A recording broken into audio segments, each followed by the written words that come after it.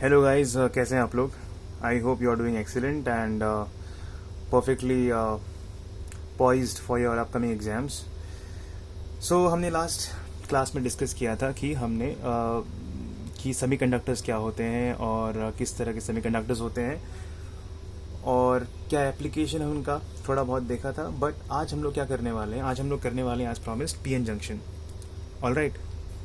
आपने देखा होगा कि हमने लास्ट टाइम डिस्कस किया था कि किस तरह के सेमीकंडक्टर्स होते हैं.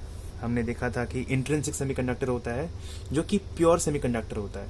ठीक है, intrinsic and extrinsic. Okay, extrinsic आपके टू टाइप के होते हैं, N type and P type. All right. I hope visual clarity है. यहाँ पर मैं हल्का सा जूम कर दिया इसको.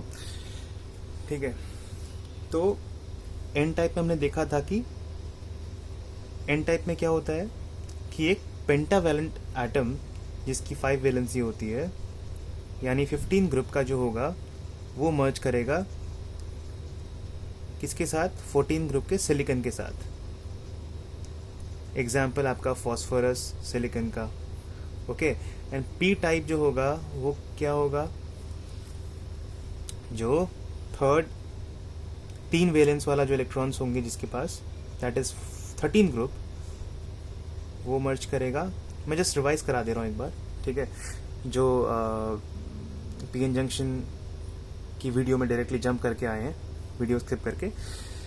सो 13 ग्रुप वाला 14 ग्रुप के साथ यानी सिलिकॉन के साथ मर्ज करेगा, तो इसको हम बोलेंगे पी टाइप. तो पी टाइप में हमेशा एक्सेस ऑफ होल्स होंगे, एक्सेस होल्स. और एन टाइप में हमेशा एक्सेस इलेक्ट्रॉन्स होंगे for conduction. Okay, conduction electron की ज़्यादा अमाउंट होने के कारण होती है एन टाइप में, और पी टाइप में होल्स की ज़्यादा अमाउंट होने से होता है. Now we are going to have a look at the PN junction, how it is formed. Now जो हमने एन टाइप सेमीकंडक्टर फैब्रिकेट किया है उसको हम पी टाइप के साथ सामने ले आते हैं. So this is a fabrication, technological fabrication method that we are not going to look eight,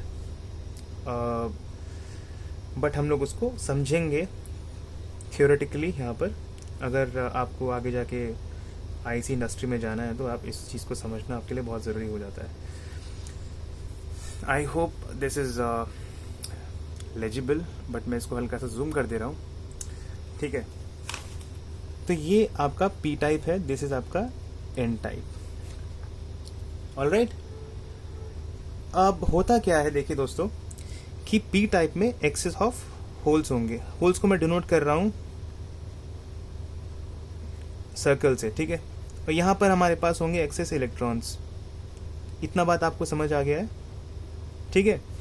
अब आपको एक प्रिंसिपल पता है, जब भी हाई कॉन्सेंट्रेशन की कोई चीज़ होती है वो हमेशा टेंड करेगा लो कॉन्सेंट्रेशन में जाने के लिए, और हाई पोटेंशियल हमेशा कोशिश करेगा कि लो पोटेंशियल जाए. फॉर एग्जांपल आप रिवर का केस ले लीजिए. रिवर का जो फ्लो होता है दैट इज फ्रॉम दी, अगर आप एग्जांपल लेंगे, रिवर हमेशा top point to low point flow करता है.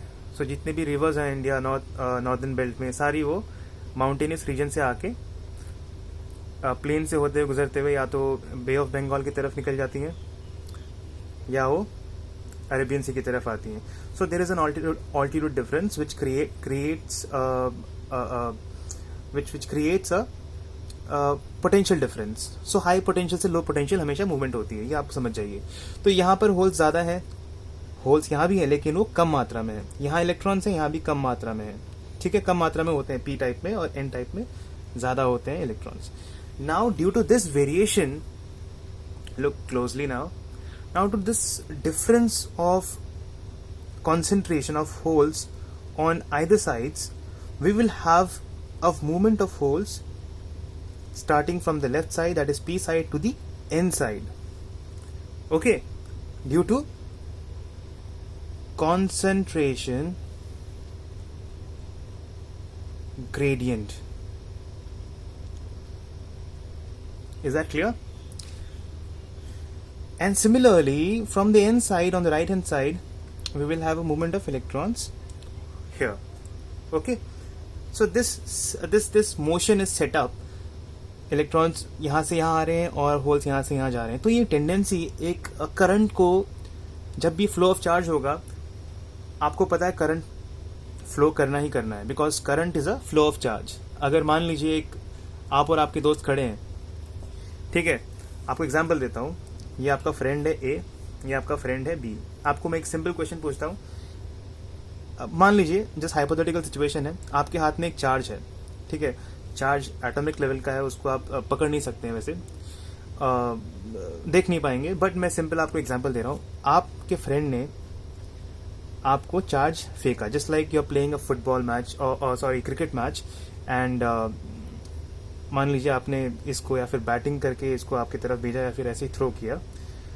सो जो मोशन होगा, मैं क्वेश्चन पूछ रहा हूँ, ये एक ट्रिकी क्वेश्चन है. सो ये जो मोशन होगा चार्ज का, यहाँ से यहाँ पैराबोलिक पाथ फॉलो होगा, यहाँ से इसने फेंका आपकी तरफ, तो जो इसका पाथ ट्रैवर्स होगा, क्या यहाँ पर करंट प्रोड्यूस होगा कि नहीं होगा? मान लीजिए वो नेगेटिव चार्ज है जो आपने फेंका, यहाँ से आप चार्ज फेंका और यहाँ से कैच कर लिया, तो यहाँ पर चार्ज अब आ गया है. So I am asking, current flow होगा कि नहीं होगा? बिल्कुल होगा. Current flow will take place. ये छोटा सा एक ट्रिविया था.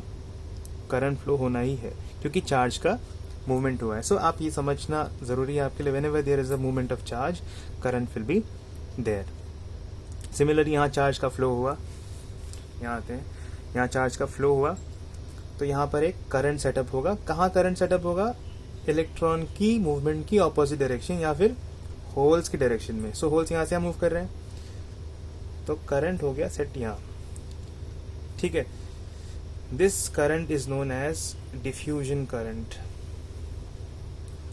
आई डिफ्यूजन करंट, ठीक है. और जो यहाँ से, अब इतना आपने समझ लिया है. अब हम बात करते हैं इस जंक्शन की.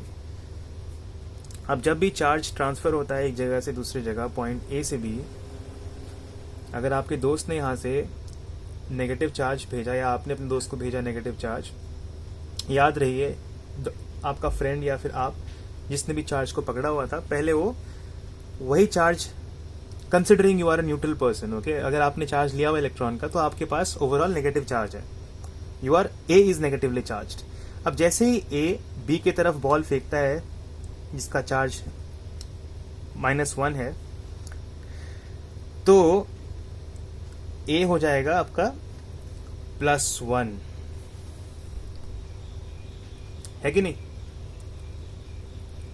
होगा कि नहीं होगा? आपके पास एक चार्ज है -1, अगर आपके पास -1 चार्ज है, सॉरी +1 नहीं होगा, अगर आपने -1 दिया है, अगर आप वहां से चला गया है, सो whenever you get rid of any negative charge, you have a net positive charge. I hope that is clear. आप इसको कॉम्प्लिकेट मत करिए, इसको रहने दीजिए. So let's just understand by this thing. अगर आप नेगेटिव चार्ज दे रहे हैं तो आपके पास इफेक्टिवली पॉजिटिव चार्ज आएगा, ठीक है. सो सिमिलरली जब ये पॉजिटिव चार्ज यहाँ से यहाँ आएगा, तो टेंडेंसी रहेगी, जो ये डिप्लीशन, जो ये रीजन है, इस रीजन में एक नेगेटिव चार्ज सेटअप हो जाएगा, क्योंकि इस साइड से पॉजिटिव चार्ज निकला है, तो यहाँ पर इफेक्टिव नेगेटिव चार्ज सेटल हो जाएंगे. और उसी तरह यहाँ इस साइड पे, एन टाइप के साइड पे पॉजिटिव चार्ज डेवलप हो जाएगा, ठीक है.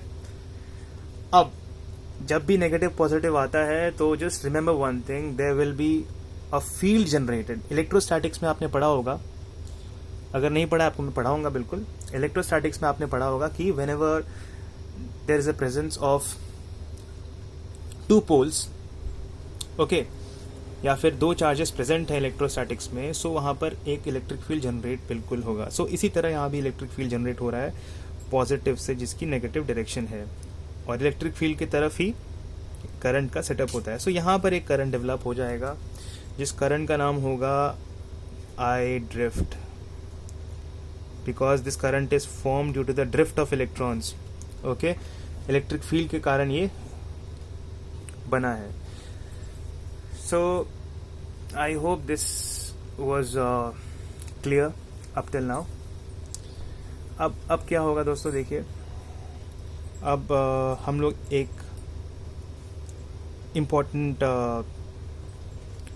चीज़ डिस्कस करेंगे. हाँ, सो अब डिफ्यूजन करंट जो होगा, initially diffusion current is going to be high.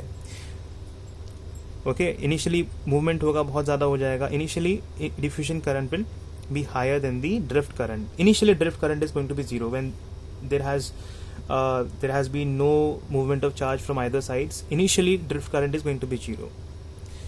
When sufficient amount of charges have been accumulated in the depletion region, so this region is also called depletion region. I forgot to tell you, this is called as depletion region.